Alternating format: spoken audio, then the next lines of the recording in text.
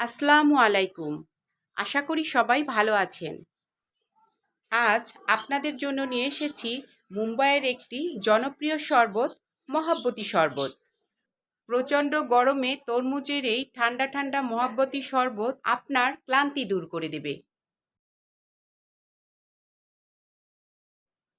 আর আজকের এই মহাব্বতী শরবত রেসিপিটি যদি ভালো লাগে তাহলে আমার চ্যানেলটি সাবস্ক্রাইব করে পাশে থাকা বেল বাটনটি চালু করে রাখবেন পরবর্তী রেসিপিগুলো পাওয়ার জন্য।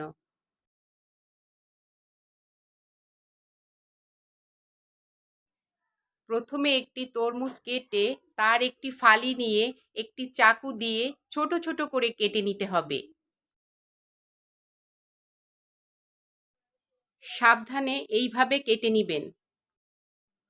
তরমুজে প্রচুর পরিমাণে পানি থাকে, তাই তরমুজ শরীরের পানি শূন্যতা দূর করে। আর তরমুজের তৈরি শরবত তা তো শরীরের জন্য উপকারীই হবে।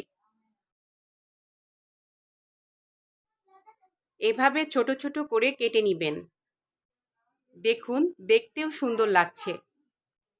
আর কাটার সময় তরমুজের বিচিটা ফেলে দিয়ে নিবেন। তরমুজের নিচের সাদা অংশ নিবেন না, তা বাদ দিয়ে দিবেন। আমি 3 কাপ গরুর তরল দুধকে জাল দিয়ে 2 কাপ পরিমাণ বানিয়ে নিয়েছি। তার ভিতরে 1.5 কাপ চিনি দিয়ে দিলাম। আর রুয়াবজা দিয়ে দিলাম 6 টেবিল চামচ। এবার ভালোভাবে সব উপকরণ মিলিয়ে নিতে হবে।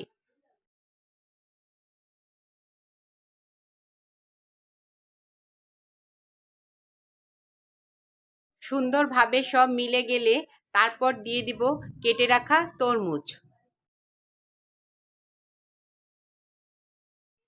দুধের সাথে তরমুজ ভালোভাবে মিলিয়ে নিলেই তৈরি হয়ে গেল মহাব্বতী শরবত।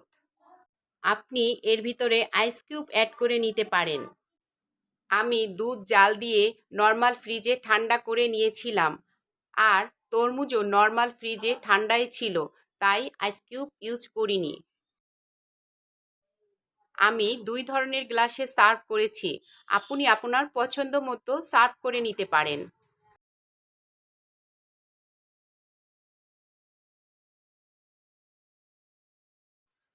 আবারও বলছি, আজকের এই ঝটপট মহাব্বতী শরবতের রেসিপিটি যদি ভালো লাগে তাহলে আমার চ্যানেলটি সাবস্ক্রাইব করে আমার সঙ্গে থাকবেন। আল্লাহ হাফেজ।